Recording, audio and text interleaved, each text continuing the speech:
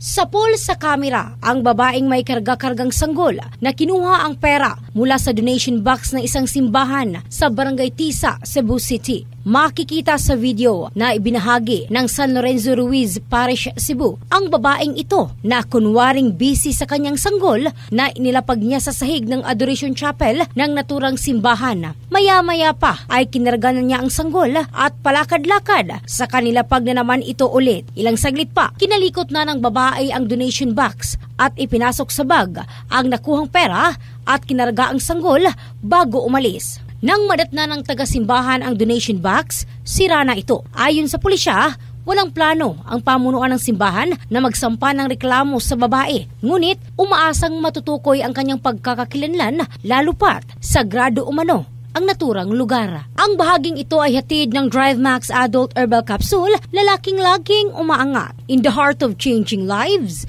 ito si Michelle Caraste ng Brigada News Philippines, The Music News Authority.